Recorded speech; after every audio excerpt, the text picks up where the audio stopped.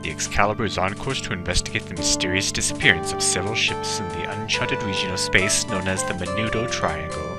I no doubt have been selected for this mission due to my great achievement as a military leader and matchless diplomatic skills.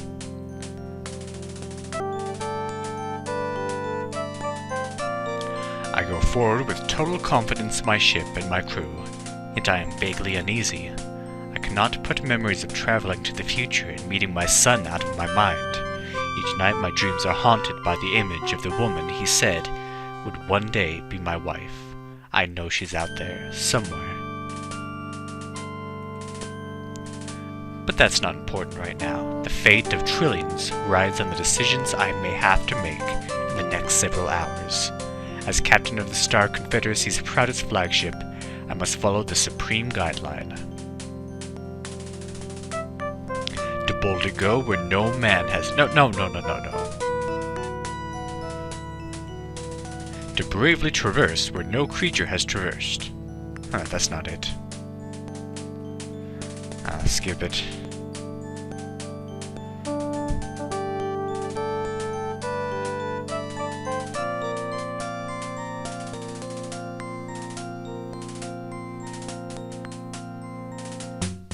Admiral, strike ships coming in at .35.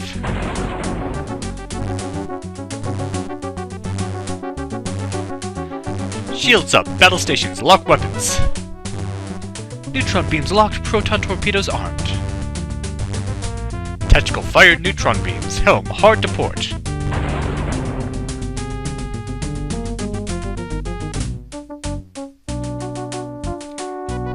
Cadet Wilco, what in the name of the 7-star cluster are you doing in the bridge simulator?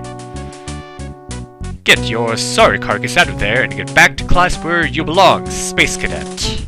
And if I catch you in there again, without my permission, I'll have you tossed out of the academy so fast you'll get warp disorientation.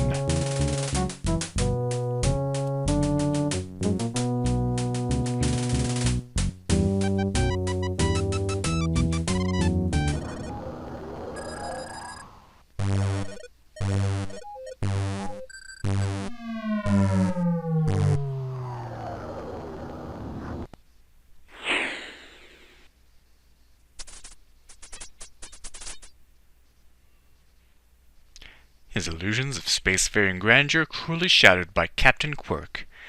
Roger Wilco exits from the bridge simulator into the hallways of the Star Confederacy Space Academy, where he has enrolled himself in an attempt to realize his lifelong dream of becoming a starship captain.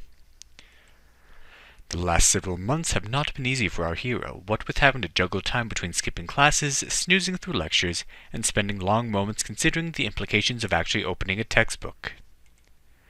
But our fearless former sanitation engineer has stumbled resolutely past these obstacles, pursuing his goal with unwavering determination, blissfully unaware that fate was about to hurl another spitball in his direction.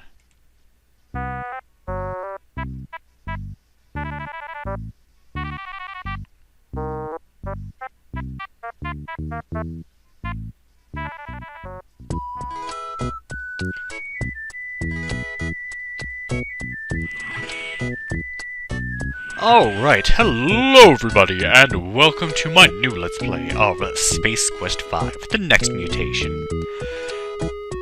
I've been waiting to do this one for a long time. I love this game in this series. I'll just say this right off the bat, in my opinion, it's the best game in the series, the most well-made. But you can judge that for yourself.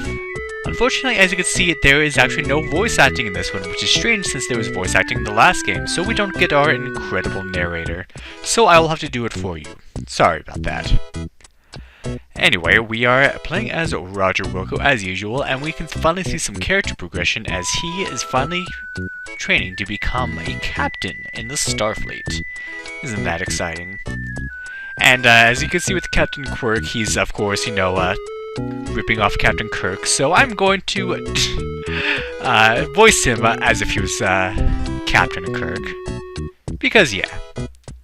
Alright, so in number 5, as you can see, just like in the last one, this is a point-and-click adventure game. So you have your walk, you look, your interact with, talk, other talk, I forget which one's which. Inventory, menu, and then, let's see, icon used to even order. Okay, there we go.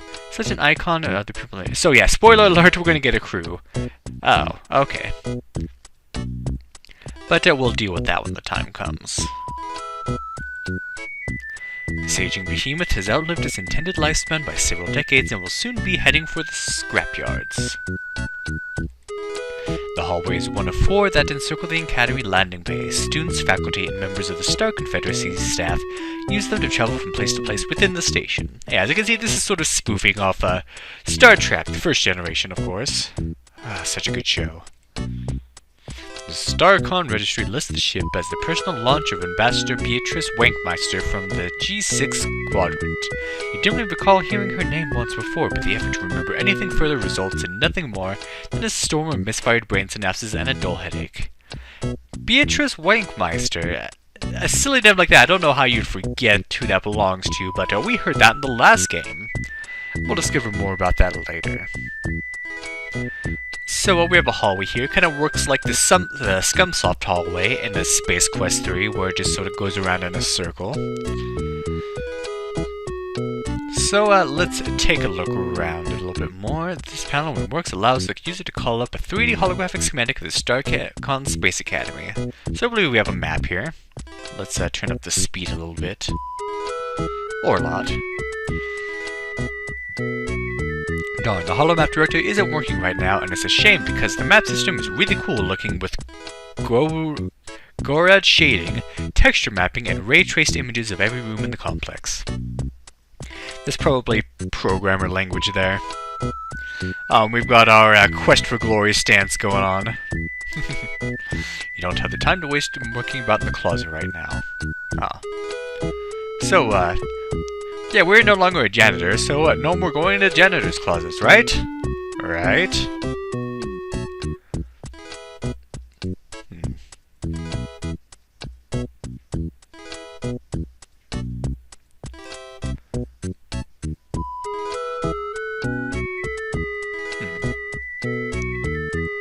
This appears to be one of the 9 moons of Nova. Security guard prevents unauthorized access to the maximum security area beyond his post. Far below the floor of the main rotunda, you see the upperclassmen who introduce you to the flying wedgie in gym class. You feel the strong urge to expectorate, but noting the presence of the security guard, you decide it's not a good idea. It's pretty much saying you want to spit on him from above. That's a big word. Anyway, wait, is this guy playing missile defense? You're not allowed to be on this point. Okay. I was actually trying to go back because I actually don't want to be here.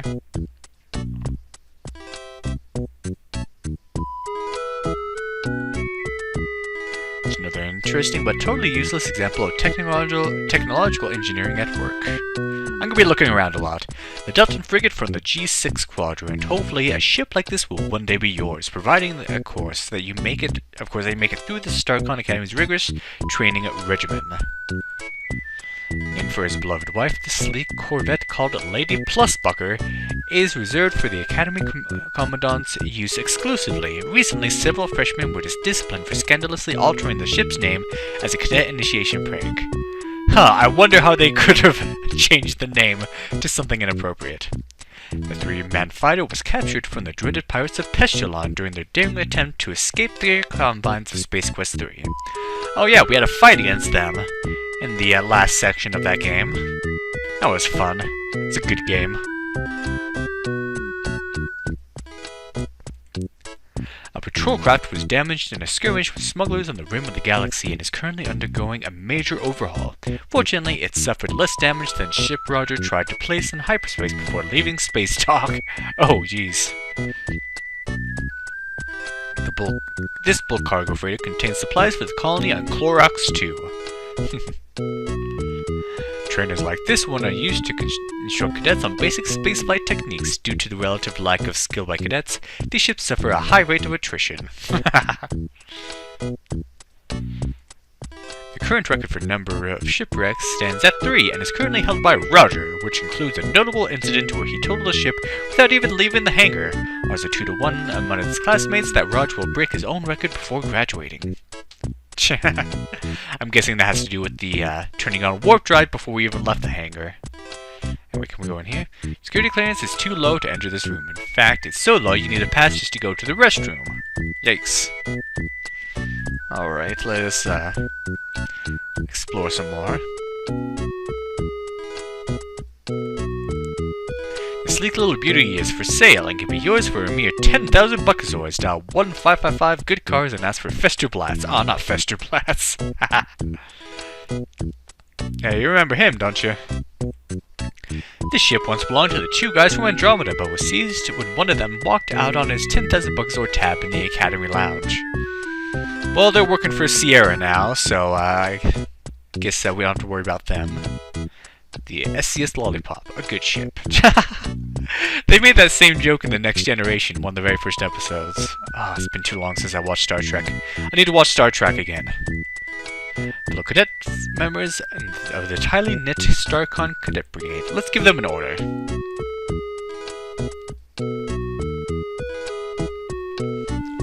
Did your mother have any children who lived, Wilco? That's rude. Drop dead, Wilco. Ah. Jeez. Can we look at herself? It's you, Roger Wilco, wacky space guy. Let's see, can we go in this room?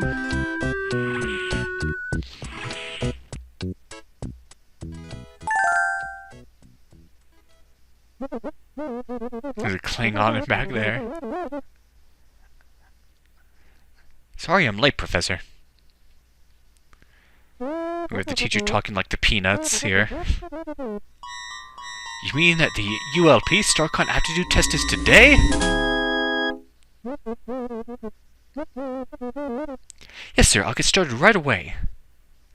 Is that Mike Wazowski in back? He didn't even exist this time. What's that? Come talk to you after class? Yes, sir.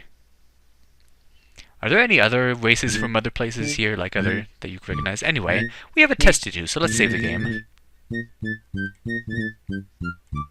So you just go and you can save. And then this comes up. Test. Save. So let's see how we can do. Ronco is commanding a Nova-class scout ship when he finds himself face-to-face with 3 Horak battlecruisers. He should A. Surrender in the face of impossible odds, B. Pretend they aren't there, C. Activate his ship's self-destruct mechanism, D. Beam over a pick-you-up bouquet, E. Reboot. Uh-oh, no possible way we can know that, so what are we going to do? So, the guy next to us seems to have a big brain. Perhaps he can help us out. Okay, so as you can see there, that guy's not alive. You have to not do it when this guy's not there, but you can look at his test answers. And I do that once to get the 5 points there, but luckily the answers are going to be the exact same every time. So if you saw really quickly, this was the one he picked. Beam over or pick you up bouquet. So if you want to do it fairly, you can cheat every time, but that's going to take a while. So I'm just going to show the right answers for each one. When encountering an alien ship for the first time, you should immediately A. Open fire with every weapon at your disposal, B. Broadcast Wagner's Ride of the Valkyries over the comlink. Some Wagner. If you know another Sierra game that references Wagner, post down below. C. Beam your entire crew over their ship as a gesture of goodwill. D. B. Then A. Oh god. Oh, nice. E. None of the above. So this is going to be E. 3. Before, by the way, you have to get to every single one of these right, otherwise that's game over. Before beaming down to an unexplored planet for the first time, you should be sure to check A. To see that your seatbelt is fastened and tray tables are locked securely in the upright position. B. Your fly. C. Your life insurance coverage. D. The Fetzer valve in your oxygen mask. E. The planet's atmospheric readings. So I can actually guess this one. It's E. 4. You're marooned on an alien planet with no weapons and a killer android out for your blood. You should A. Gather basic ingredients to make gunpowder and fashion a cannon from vines and sticks. Jeez, didn't Captain Kirk do that in one? He did that in one episode where he's fighting a lizard dude. B. Stuff a banana in its exhaust pipe. C. Drop a big rock on the robot and shout, "Hasta la vista, baby." D. Roll in the mud to camouflage yourself. E. Climb a tree, flap your arms wildly, and scream tweet tweet at the top of your lungs in order to mimic the mating behaviors of the ruby-throated Arcturian swine falcon as a diversionary tactic. Well, for number 4, the answer is C. Well then. You're on an EVA with a partner, and you notice his face is turning blue and he's clutching wildly at his throat. This is a sign that A. You will soon need a new partner. B. In a burst of creative insight, he has created a new dance called the Moonwalk. C. He is suffering from a vitamin deficiency and needs to eat more leafy green vegetables. D. He fell for the old golf ball and the air hose trick. E, A, and D. So the answer for number 5 is E. 6. To ensure that your crew's microwave meals are heated adequately and evenly on board your ship, you should A. Wrap everything in aluminum foil. B. Cook each meal at the maximum power setting for 45 minutes. C. Put a live space varmint in with each meal so you can more easily determine when it's done. Oh dear, that's a very maniac mansion there. D. Hug the thing and settle for roasting wieners on the maneuvering jets. E. Inject a radioactive plutonium isotope into each piece of food. When it glows, it's ready. So answer number 6 is C. Oh geez, that's depressing. 7. If Grebe leaves the Crab Nebula at 3200 hours GST Galactic Standard Time and travels at 9.75 million ZPM, how long will it take him to reach planet Devicon 5 if he has the solar wind at his back? A. 49.3 hours. B. He will never reach Devicon 5. The solar wind is highly unstable and will blow him off course. C. 3.75 standard days. D. 4900 hours 30 at GST. E. Never. The neutron star at the center of the Crab Nebula is so massive that Grebe's ship can never reach escapable velocity. 7 is E. 8. How fast does light travel through a vacuum? A. 186,000 miles per second. B. Very, very, very, very, very, very, very, very, very, very, very, very, very, very, very, very, very, very fast. I think I missed a very in there. C. 669,600,000 miles per hour. D. It depends on whether it's an upright or canister vacuum. Oh my gosh. The answer to 8 is D. Great, alright. Which is an example of a fuzzy boundary. A. The area in space between two planetary bodies where a smaller third object is not clearly under the gravitational influence of either. B. The event horizon of a supermassive black hole. C. The place where a receding hairline gives way to bare scalp. D. The point at which the marginal utility of trying to squeeze the last bit of toothpaste from the tube is offset by the opportunity cost of going to the store for a new one. Oh my gosh. D, of course, is A, and I actually think that's an actual scientific term there. 10. To successfully accomplish a manual molecular reintegration bypass on a standard transporter unit, you should A. Reverse the phase polarity of the interface grid. B. Jiggle the handle. C. Pray fervently to whatever deity you happen to believe in. D. C. Then B. E. Switch to US Sprint. Boy, that dates this, doesn't it? And the answer to 10 is A. Hopefully we did well. The test's over already?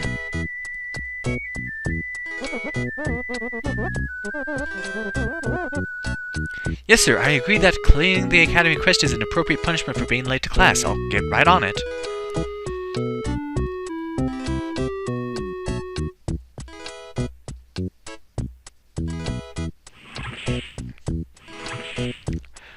Well, hopefully we did well on that test, and we'll be on our way to becoming a cadet pilot, captain, whatever.